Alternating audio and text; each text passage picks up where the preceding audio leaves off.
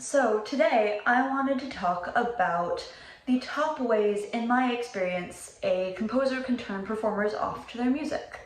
And I am going to do the opposite version of this, performers turning off composers from working with them. But I wanted to start here.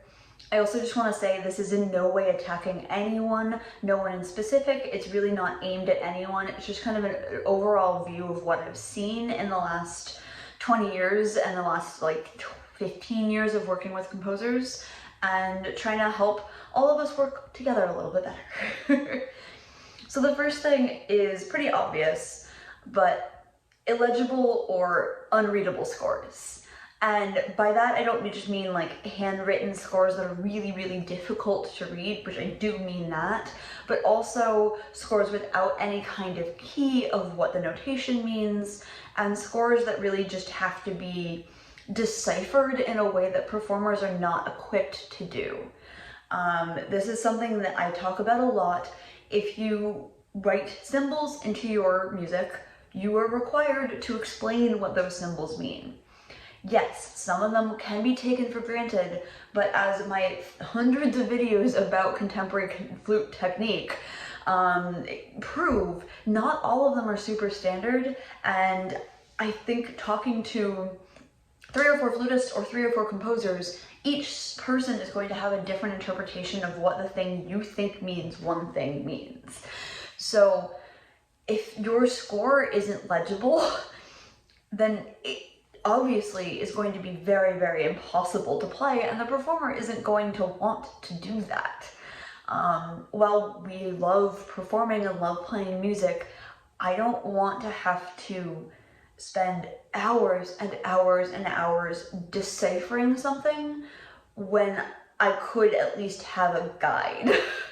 Obviously, you're always going to have a learning curve. There's always going to be learning what those symbols mean, and that's not what I'm saying. I'm not saying you can't use contemporary sounds and you can't use contemporary technique notation. What I'm saying is that you have to give a starting point so that we're not running blind.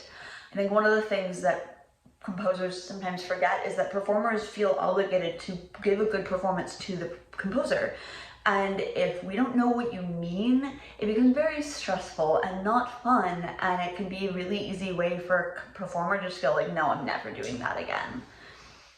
The second thing is being completely unavailable.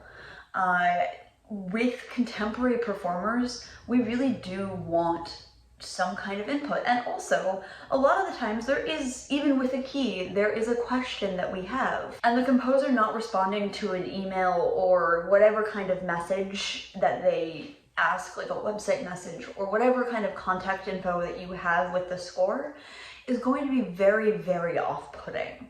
Not only does it tie into what I was just saying about how performers really do want to give a good performance, but it's also kind of off-putting of do you really care that I'm playing this piece? Do you really care?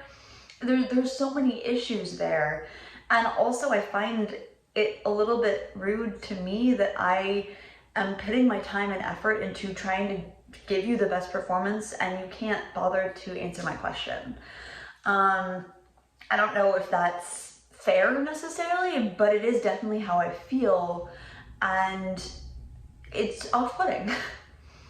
Third thing is being inflexible. We are humans and we can't always do everything, and obviously the core and the heart of the music is important, and if what the performer is asking you contradicts that heart or core of the music, then obviously that's a different story, and that's a polite response of well, this is really kind of intrinsic to the piece, and here's why. Explain things. It's really easy to have a conversation once you are coming at it from a respectful and calm place.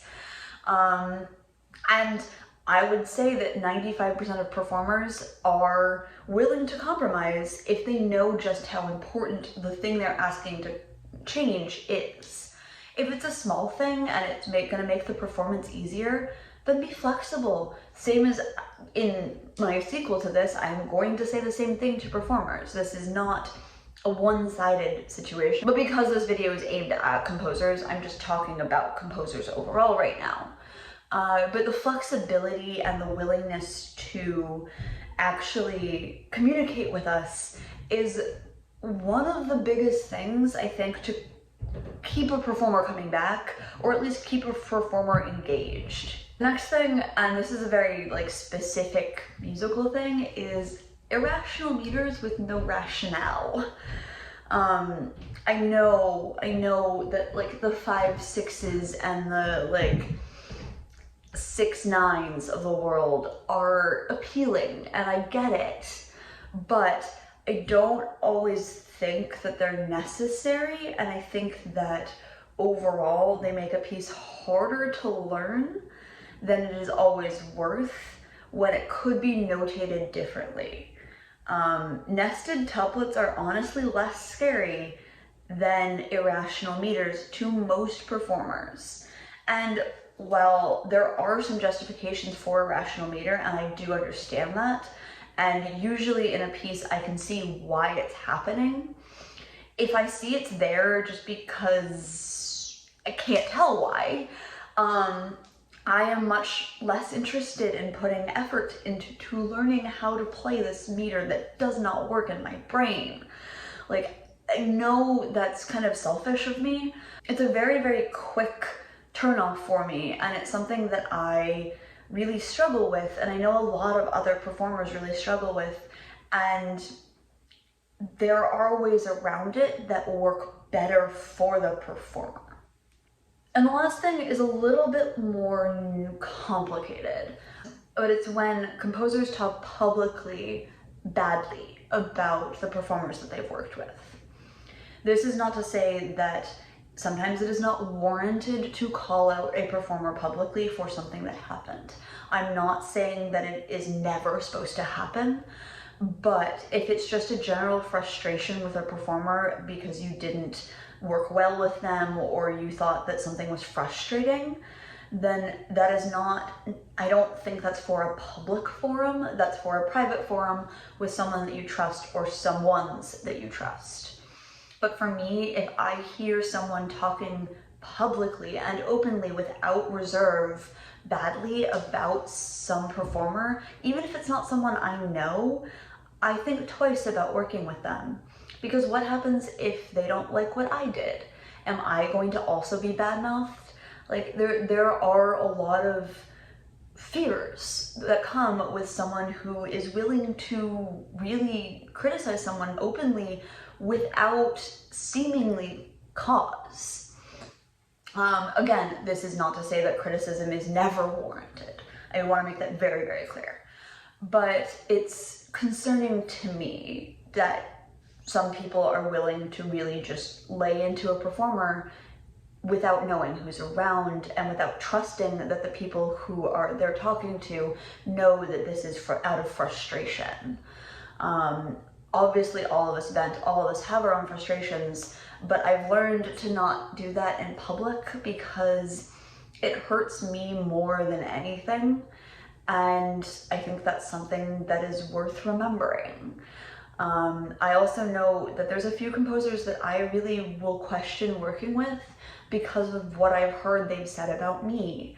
So while they didn't say it directly to me, the rumor mill is strong and I know what they said, so I'm not particularly interested in working with them because of that. So also don't close off your future opportunities just because you needed to vent and didn't do it in the right way necessarily. So yeah, this is a little bit more of a pointed video than sometimes I make, but it's something I've been thinking about a lot, and as I said, I'm not going to have this be one-sided. I definitely am going to make a sequel. Let me know what you think. Are there other things that frustrate you? Are there things that frustrate you with performers and turn you off from collaboration with those performers? Like, I really want to create discussions with these videos, not just like rant at a camera.